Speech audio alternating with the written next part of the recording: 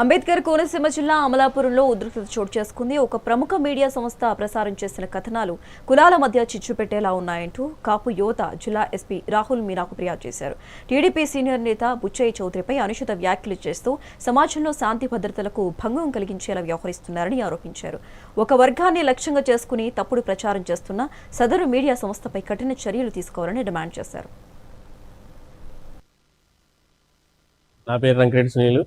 ఈ కాపు యువతకు సంబంధించిన నాయకుడిని. ఈ సాక్షి మీడియా చేసి దుష్ప్రచారాలని ఖండించాలని మేము కోరుకుంటున్నాం. ఇలాంటి దుష్ప్రచారాల వల్ల మా యువకులు అందరూ చాలా ఇబ్బందులు పడాల్సి వస్తుంది. ఈ ఇబ్బందులకి ఈ యువత కానీ మా కాపుకు సంబంధించిన నాయకులు కానీ ఇలా దుష్ప్రచారాలు చేయడం వల్ల మా నాయకులందరూ ఇబ్బందులు పడాల్సి వస్తుంది.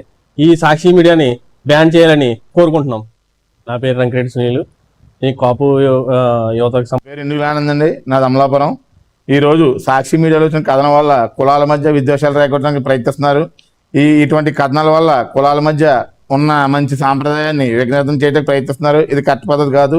గతంలో ఇదే విధంగా అమలాపురంలో జరిగిన అల్లర్లో చాలా మంది యువత చదువుకున్న విద్యార్థులు చాలా ఇబ్బందులు పడ్డారు. మళ్ళీ అదే పునరావృతం చేయటానికి ఈ గవర్నమెంట్ మీద బురద చల్లటానికి చంద్రబాబు నాయుడు మీద ఈ రకమైన దుష్ప్రచారం చేయటానికి ప్రయత్నిస్తున్నారు. ఈ సాక్షి మీడియా ద్వారా ఇటువంటి కథనాల వల్ల యువత అందరూ చాలా ఇబ్బంది పడుతున్నారు.